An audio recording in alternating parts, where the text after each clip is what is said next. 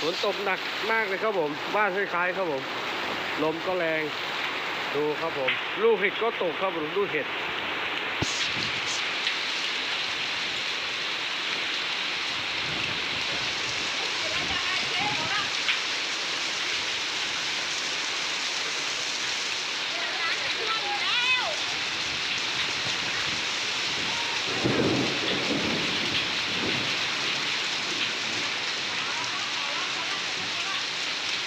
ทุกปีน้ำมาไม่ถึงหน้าบ้านนะครับปีนี้โอ้โหน้ำไหลมาถึงหน้าบ้านเลยครับผม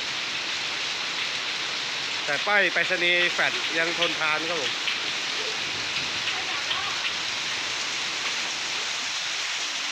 นี่นะครับอย่างกับแม่น้ำนะครับผม